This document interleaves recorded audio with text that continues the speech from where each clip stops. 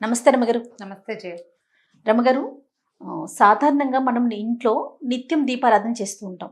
కొంతమంది ఉదయం చేస్తారు, కొంతమంది సాయంత్రం చేస్తారు, మరి కొంతమంది పొద్దున్న సాయంత్రం 2 పూట్ల కూడా చేస్తూ ఉంటారు కదా. ఇలా చేసేటప్పుడు తలస్నానం అనేది ఎంతవరకు అవసరం? సాధారణంగా దేవుడి దగ్గరికి వెళ్ళేటప్పుడు కానీ, లేకుంటే దేవాలయం దగ్గరికి వెళ్ళేటప్పుడు కానీ ఖచ్చితంగా తలస్నానం చేయాలని అనుకుంటాం మనం. కానీ నిత్య దీపారాధన చేసేవారు ఖచ్చితంగా తలస్నానం అనేది చేయాల్సిందేనా? మీరు అసలు ఎలా ఫాలో అవుతారు? రోజు తలస్నానం చేయవలసిన అవసరం లేదు. రోజు తలస్నానం చేయకూడదు కూడా. నిత్యము తలస్నానం చేయకూడదు. నిత్య దీపారాధన అంటే ఇప్పుడు మాలాగా ఇళ్లలో మాకు అది క్యాజువల్ పని, రెగ్యులర్గా చేయవలసిన విధి. పడుకోవటం లేవటం లాగా దీపారాధన చేయడం అనేది అంత అత్యంత సహజమైన క్రియ. అలా కాకుండా ఇళ్లల్లో లేవు పెద్దగా. మీ పెద్దవాళ్ళు ముందు తరాల్లో ఎవరు చేయలేదు. ఇప్పుడు ఈ తరంలో మనకు అలవాటు, మనకు నచ్చింది, దీపం ఉంటే బాగుంది అనిపిస్తుంది. అది చాలా మంచిదని మనం మిగిలిన పెద్దవారి దగ్గర వింటుంటారు, చేసుకోవాలనుకుంటారు. మనం కూడా చేయాలి అని చాలా కుటుంబాల్లో వారానికి ఒకసారి దీపం పెట్టేవి కూడా నా చిన్నప్పుడు నాకు తెలిసి చేయాలి. నా ఫ్రెండ్స్లో చాలామంది ఇళ్లలో పండగలప్పుడే దీపారాధన చేసి మామూలు రోజుల్లో ఊదొత్తులు వెలిగించే వాళ్ళని కూడా నేను చూశాను. నాకు తెలుసు కేవలం రోజు ఊదొత్తులు వెలిగిస్తారు దేవుడికి. గీపాలు ఏం పెట్టరు. దేవుడు గూడు దిగుడు ఓ పక్కన ఉంటుంది అంతే. అది పండగలప్పుడు, పబ్బాలప్పుడు, పుణ్యకార్యాలప్పుడు చేసుకునేదే తప్ప మాకు మళ్ళీ రోజు దీపారాధన, రోజు నిత్య దీపారాధన ఉండదు. నిత్య పూజ అవి అందరిలోనూ ఉండేవి కాదు ఇది వరకు. ఇప్పుడు క్రమంగా మనకి సోషల్ మీడియా ప్రభావం వల్ల రోజు దీపారాధన, దేవుడు కూడా అందంగా చక్కగా అలంకరించుకోవటము, పువ్వులు పెట్టడము, రోజు మార్చటము, తర్వాత ఈ రోజున ఇది చదువుకోవాలి, ఆ రోజున అది చదువుకోవాలి అని దైవభక్తి పరాయణత్వం పెరగటము, అవన్నీ ఈ కాలంలో డెవలప్ అయినవి. ఇవాళ రేపు డెవలప్ అయినవే తప్ప అందరూ చేసేవాళ్ళు కాదు. కానీ ఇప్పుడు మనం చేయాలనుకునే వాళ్ళ సంగతి. తలస్నానము అసలు సాధారణంగా మామూలుగానే అసలు వారంలో అన్ని రోజులు తలస్నానాలు చేయకూడదు. ఓహో. బుధవారము, శనివారము ఈ 2 రోజులే తలస్నానానికి అంటే తలంటుకి శ్రేష్టం. బుధ మరియు శనివారాలు. మిగిలిన వారాలన్నీ తలస్నానం చేయకూడదు. పైగా ఏమి నెత్తికి నూనె రాసుకోకుండా, ఏం పెట్టి రుద్దుకోకుండా నెత్తి మీద నీళ్లు పోసుకోవటం అశుభం, తప్పు, పనికిరాదు. అవి మరణాలు సంభవించినప్పుడే అట్లా నెత్తి మీద నీళ్లు పోసేసుకుంటారు. నూనె అంటూ ఉండదు, రుద్దుకోవటము ఉండదు. ఆ తల ఆరదు. అలా స్నానం చేసి నెత్తి మీద నీళ్ళు పోసుకుని దీపం పెట్టడం చాలా తప్పు, చేయకూడదు. అది అశుభ కార్యాల్లో చేసేది. ఖచ్చితంగా నూనె పెట్టుకోవాలి లేదా ఏదైనా పెట్టి రుద్దుకోవాలి. 2. ఇప్పుడు తల స్నానము అంటే వాటర్ వాష్ కాదు. ఓకే. వాటర్ వాష్ ఒకవేళ విషయం పూర్తవని వాటర్ వాష్ ఒట్టిగా నీళ్లు పోసుకోవటం అని అనేది అశుభాల్లో చేస్తారు, జ్ఞాపకం పెట్టుకోండి. నెత్తి మీద నీళ్లు పోసుకుని రావటం మనకి పనికిరాదు. మనం మన వైపు తెలుగు రాష్ట్రాల్లో పనికిరాదు. ఏదైనా పెట్టి రుద్దుకోవాలి. కుంకుడుకాయ పెట్టైనా సరే రుద్దుకోవాలి, లేదా షాంపూ చుక్కైనా వేసుకోవాలి. అది ఎప్పుడు చేస్తారంటే అశుభాల్లో చేస్తారు. 2వది అనారోగ్య సూచకం. అది తలలో జిడ్డు ఉండిపోతుంది, మురికి ఉండిపోతుంది, ఆరదు తల. సాయంత్రం అయ్యేసరికి తల నాదొస్తుంది, అస్సలు పనికిరాదు. తల స్నానం అంటే అంటుకుని స్నానం చేయటం. నూనె రాసుకో, నూనె కాకపోతే ఇంకో హెన్నా పెట్టుకో, ఇంకోటి పెట్టుకో, ఏదో ఒకటి నెత్తికి పెట్టుకుని దాన్ని వదిలించుకునేందుకు ఇంకొకటి పెట్టాలి కదా మనం. అది చేస్తే మీకు జుట్టు ఆరిపోతుంది. ఆరిన జుట్టు ఆరోగ్యానికి మంచిది, తడారిన జుట్టు జబ్బు చేస్తుంది, పనికిరాదు. ఇప్పుడు ఈ తలంటి పోసుకోవడానికి మరి మనకి ఇదివరకు స్కూళ్ళకి వెళ్ళే పిల్లలంతా ఇప్పుడు కూడా ఆదివారాలే సెలవులు ఉంటే ఆదివారం పొద్దున బాగా చక్కగా నూనె రాసి తలంటి పోసుకుంటాం. వీలు కదా. నిజానికి ఆదివారం అనారోగ్యం, పనికిరాదు.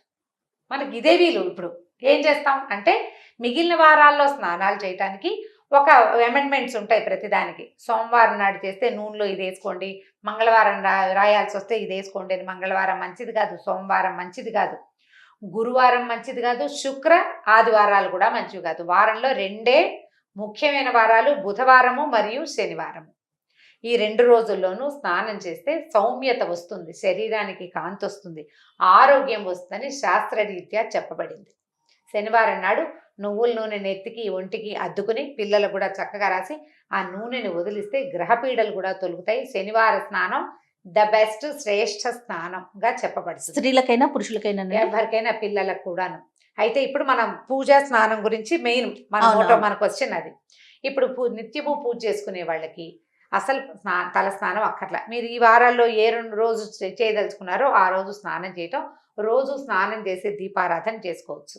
ఈ పుణ్య స్త్రీల కంటే ఎవరైతే వివాహితలు ఉంటారో వీళ్ళు ఒక చిటికెడు పసుపు రాసుకుని స్నానం చేస్తే, నేను ముందు రోజు రాత్రి భర్తలతోటి ఉన్నామని, బయటికి వెళ్ళామని, ఎక్కడికో వెళ్ళొచ్చామని, మర్నాడు స్నానం చేయాల్సి వస్తుందని ఆ శంక పడని అవసరం లేదమ్మా. పుణ్యస్త్రీకి పసుపు రాసుకుని స్నానం చాలా మంచిది, తల స్నానంతో సమానం. ఈ నెత్తి మీద నీళ్లు పోసుకునే విధానం ఉంది చూసావా, పూర్వకాలంలో భర్తలు మరణిస్తే జుట్టు తీయించేవాళ్ళు. వాళ్ళు రోజు నెత్తి మీద నీళ్లు పోసుకోవాలి అని. అది కూడా ఏమిటంటే మడిగట్టుకోవటం కోసం, దేవతార్చనకి తలస్నానం చేయకపోతే పనికి రాదని వాళ్ళని చేయమని వాళ్ళు. ఇప్పుడు మనకు అసలు ఆ విధానమే లేదమ్మా. అలాంటి బ్యాడ్ ఐడియాస్ అన్ని తీసి పక్కన పెట్టండి, వాటిలోకి వెళ్ళొద్దు అసలు. మన జీవితాలే అట్లా లేవు, మన పద్ధతే అది కాదు. భర్తలు లేకపోయినా, మరణించినా, లేకపోతే మీరు ఏదైనా డివోర్స్ లాంటివి తీసుకున్నా, ద్వితీయ వివాహానికి అవకాశం ఉన్న రోజు ఇది. ఎందుకు పూర్వకాలపు ఆలోచనల్లోకి వెళ్ళాలి మనం? మరి వారాల్లో స్నానం చేయకూడదని పూర్వకాలం ఆలోచన కాదా మీది? నీ నెక్స్ట్ క్వశ్చన్ అదే, నీ మొహంలో అదే ప్రశ్న కనిపిస్తుంది. నేను చెప్తాను చూడండి. ఇప్పుడు నెల మొదట్లో ఆదివారం మొదలైంది, వారాలు రోజు మారేసరికి సూర్యగమనం మారుతుంది. మనకి సండే, మండే, ట్యూస్డే ఇంగ్లీష్లో చదువుకుంటాం. తెలుగులో ఆదివారము అంటే రవివారము సూర్యుడి, సోమవారం అంటే చంద్రుడిది, మంగళవారం అంటే కుజుడిది, బుధవారం అంటే బుధుడిది. ఇవన్నీ గ్రహాలకు సంబంధించిన రోజులమా. ఈ రోజుల్లో సూర్య గమనం మారుతుంది కాబట్టి చంద్ర గమనం మారుతుంది. చుక్కలు పెరుగుతాయి, తగ్గుతాయి, చంద్రుడి కళలు పెరుగుతాయి, తగ్గుతాయి. మనం చూడండి, ఆది సోమవారాలకు 2 వారాలు గడవంగానే అమావాస్య వస్తుంది. అమావాస్య రాగానే చంద్రుడు ఉండడు, సముద్రంలో అల్లలు పోటెత్తుతాయి.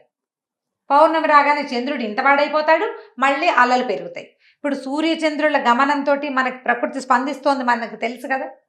అవును, మనం కూడా ప్రకృతిలో భాగాలం కదా, అవునా? అవును. మన శరీరం పాంచభౌతికమైనది, 5 ఎలిమెంట్స్ తోటి నిర్మింపబడింది కదా మానవ శరీరం. నువ్వు ఒప్పుకున్నా ఒప్పుకోపోయినా ఖచ్చితంగా ఒప్పుకోవాల్సిందే కదా. అవన్నీ స్పందిస్తాయి. అందుకని ఈ వారాలకి అనుగుణంగా స్నానాలు చేయండి అని చెప్తారు. అవసరం లేకపోతే హెడ్ బాతులు చేయబోకండి, చేయొద్దు అసలు. ఈ నిత్య పూజకి చేయక్కర్లేదు. అయితే మళ్ళీ ఈ నియమాలు ఉన్నాయి కదా, ఈ వారాల్లో స్నానం చేయకూడదు అని. మరి సోమవారం స్నానం చేయాల్సి వచ్చిందండి, ఆఫీస్లో ఏదో పార్టీ ఉంది, ఏదో ఫంక్షన్ ఉంది, లేకపోతే ఎక్కడికో వెళ్ళాం, స్నానం చేయాలి. దానికి ఏం చేయొచ్చు అంటే, ఆడవాళ్ళు అయితే ఒక చిటికెడు పసుపు రాసుకోవచ్చు. దాంట్లో బుధవారం అయితే విభూతి వేసుకోండి, గురువారం అయితే ఇది పాత పద్ధతుల్లో చెప్తారు. అంత దాకా వెళ్ళొద్దు, అవన్నీ పెట్టుకోకండి. పసుపు రాసుకుని తలస్నానం చేయండి. మందార నూనెలు, అవి నూనెలు చేసుకుంటాం కదా, నూనె తయారు చేసుకుంటాం. నూనెల్లో కనుక పువ్వులు వేసిన నూనె అయితే కనుక తప్పు లేదంటారు. ఆ నూనె తలకు పెట్టుకొని తలస్నానం చేయొచ్చు. అమెండ్మెంట్స్ ఇవన్నీ చేయకుండా ఉంటే మంచిది. తప్పక చేయాల్సి వస్తే ఈ పని చేయండి, చేయవలసి వస్తే ఈ పని చేయాలి. ప్రధానంగా భోజనం చేసి తల స్నానాలు చేయకూడదు. నెత్తికి నూనె పెట్టుకున్నాక స్నానమే చేయాలి, కానీ మధ్యలో ఆహార భోజనాలు చేయకూడదు, తినకూడదు. పొద్దున్నే నూనె రాసుకుని బ్రేక్ఫాస్ట్ అన్ని చేసి 12ంటికి స్నానం చేసి చేయకూడదు. పాత పద్ధతి చెప్తున్నా, తర్వాత మీ ఇష్టం. తర్వాత దేవాలయానికి వెళ్ళేటప్పుడు తల స్నానం చేయాలా, అది అడుగుతుంటారు చాలా మంది ఆడవాళ్ళంతా. శుక్రవారం తలంటి పోసుకోవాలనుకుంటారు, లక్ష్మీ పూజ చేసుకోవాలి, తలంటి పోసుకోవాలి. పసుపు రాసుకుని స్నానం చేయండి, తలంటి పోసుకోండి, పనికొస్తుంది. దేవాలయ దర్శనానికి వెళ్ళాలి అంటే మీరు నెలకు ఎప్పుడో ఓసారి వెళ్తే వాళ్ళు పోసుకోండి తలంటి. అది ఏ రోజైనా కూడా దేవాలయానికి వెళ్ళాలన్న ఉద్దేశం ఉంటే. కానీ నా సిద్ధాంతం అయితే, మీ తల మురిగ్గా ఉంది, స్నానం చేసి చాలా రోజులైంది, ఏదైనా రకరకాల పరిస్థితులకు ఎదురయ్యాయి అని మీకు అనుమానం ఉంటే తప్ప, లేకపోతే పసుపు రాసుకుని స్నానం చేసి వెళ్ళచ్చు. పసుపు రాసుకుని ఒక చిటికెడు సూత్రాలు, మంగళసూత్రాలు పసుపు రాసుకోవడం, పాపెట్లో ఒక చిటికెడు అంటించుకోవడం, ఒంటికి శాస్త్రానికి పసుపు రాసుకుని స్నానం చేస్తే పనికొస్తుంది. ఆ పసుపు ఉంచుకోవాలా అలాంటి వాటికన్నా సబ్బేసి తోమేసుకోవచ్చు, పసుపు ఉంచుకోక్కర్లేదు. కానీ పసుపు రాసుకుని స్నానం చేసి దేవాలయానికి వెళ్ళొచ్చు.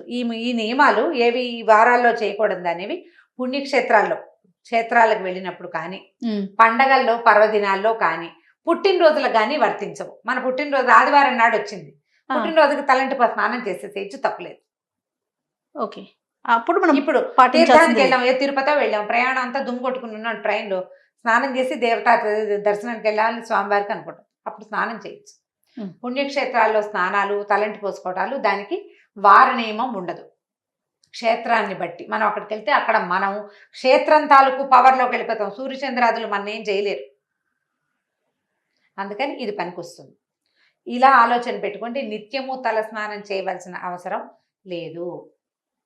వారానికి ఈ 2 రోజులు పెట్టుకుని స్నానం చేయొచ్చు.